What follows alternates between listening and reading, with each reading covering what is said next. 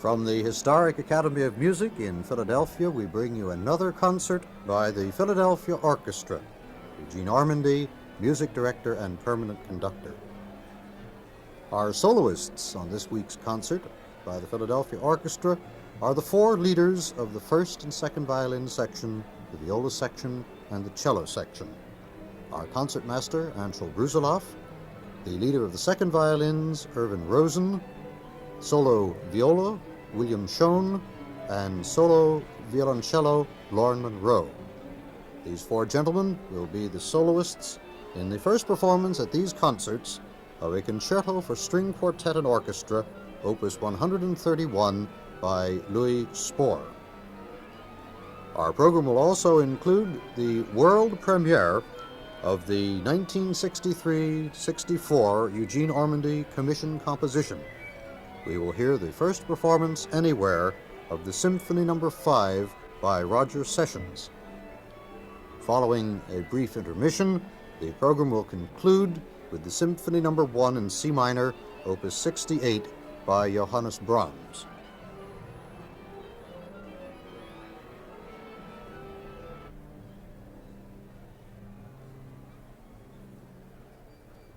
If one mentions Philadelphia to a musician anywhere in the world, the chances are good that he will know about two of its institutions, the Philadelphia Orchestra and the Fleischer Collection.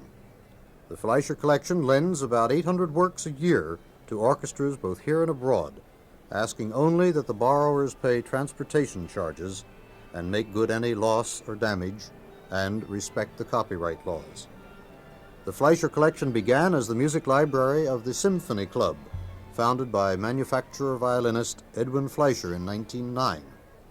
20 years later, Mr. Fleischer presented his collection to the Free Library.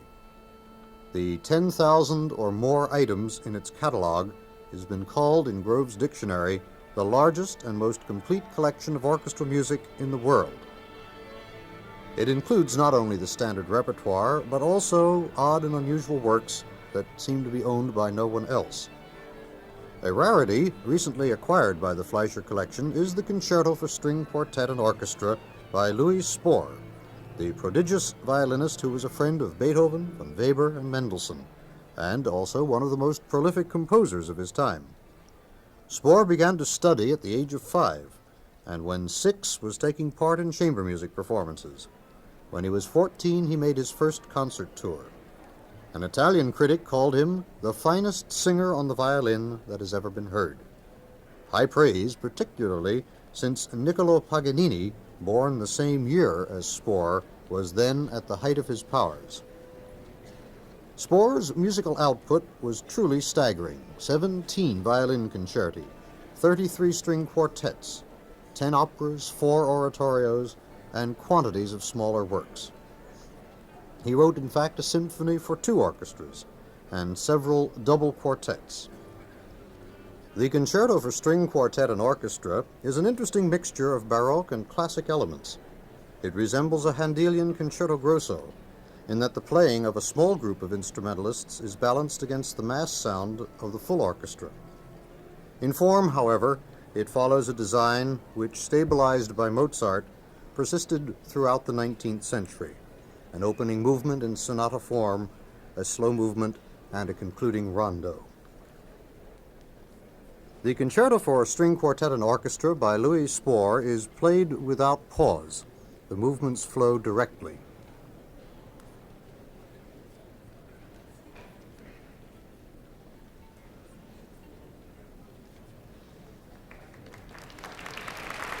The applause you hear welcomes our 4 soloists, Anshel Brusiloff, Irvin Rosen, William Schoen, and Lauren Monroe, making their way to their seats in front of the Philadelphia Orchestra.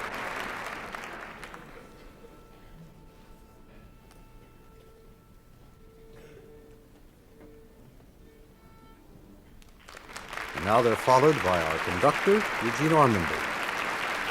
And in just a moment, we will hear the first performance at these concerts of the Concerto for String Quartet and Orchestra, opus 131 by Louis Spohr.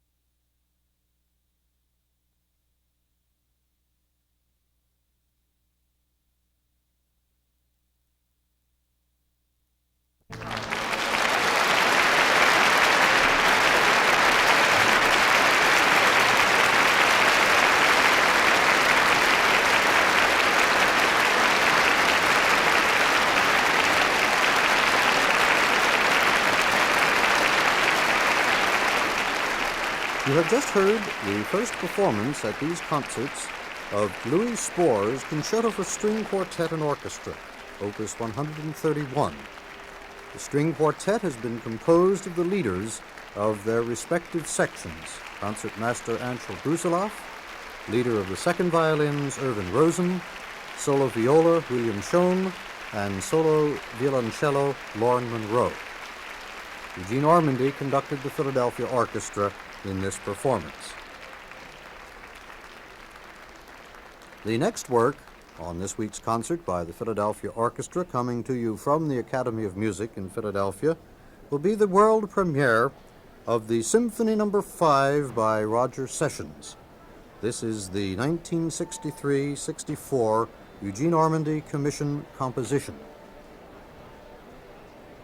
Of his Fifth Symphony, Mr. Sessions has written, and I quote, "This is the shortest of the 5. It is also the only one in which the movements are played without pause, and its brevity is of course not unconnected with this fact. My Fifth Symphony is the first large work since the completion of my 3-act opera Montezuma, which is to be produced at the Deutsche Oper in West Berlin. In fact, I began the symphony before the scoring of Montezuma was finished. This is the reason why the symphony took me so long to write. I have never before worked on 2 large works at the same time, and believe me, I shall keep this practice to a minimum in the future. The point is that the orchestrating of the opera, in spite of the fact that the piano score was completed in 1962, took me 14 months of concentrated labor, well over twice as long as I had anticipated. I mention this because the orchestral conception of the symphony was much influenced by that of the opera, in spite of the fact that the 2 works are quite different in character, and that the opera demands a larger orchestra, particularly in the brass and percussion sections. The most tangible aspect of this influence is the use I make of the group of instruments that includes xylophone, marimba, vibraphone, piano, harp, and celesta, which I use both as a group and individually. The essentially polyphonic character of the music, in conception and texture, results, however, in the fact that passages confined to any one group alone are relatively infrequent. I have always striven in my orchestral writing to keep the various strands of the musical texture as distinct as possible, and is this which has led some commentators to characterize my orchestral writing as chamber music on a very large scale. I may say also that while instrumental color plays a very important role in my music, the color is never employed for its own sake, but only and always simply for the sake of accentuating and clarifying the musical outline.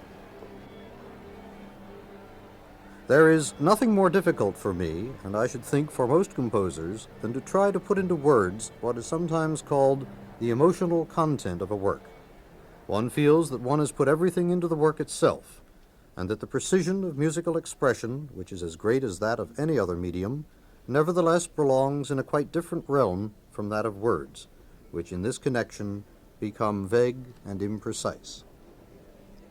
So writes Roger Sessions of his Symphony No. 5, the world premiere of which we are about to hear. Mr. Sessions' new symphony is the 4th of 5 works commissioned by Mr. Ormandy. In past seasons, we have heard compositions by Walter Piston, Richard Yardumian, and Roy Harris, and a new work by Aaron Copland is scheduled for future performance by Mr. Ormandy and the orchestra. Although the Symphony No. 5 by Roger Sessions is to be performed without pause, it does fall into 3 clearly defined movements. The first in 2 sections marked Tranquillo and Allegro molto, the second marked Lento, and the concluding portion of the symphony marked Allegro deciso.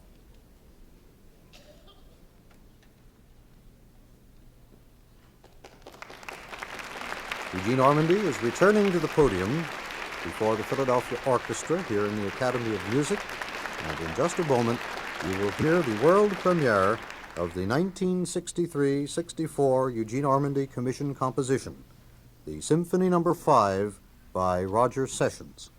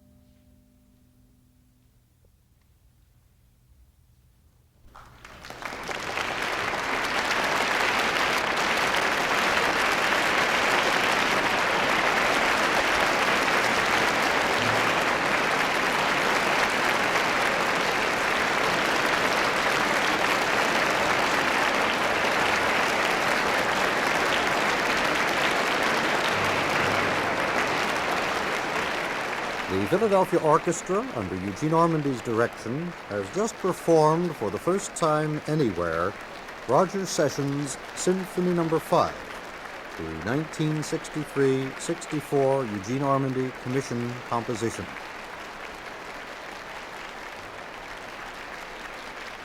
Following another issue of Sounding Board, our concert by the Philadelphia Orchestra will conclude with the Symphony No. 1 in C minor, Opus 68, by Johannes Brahms.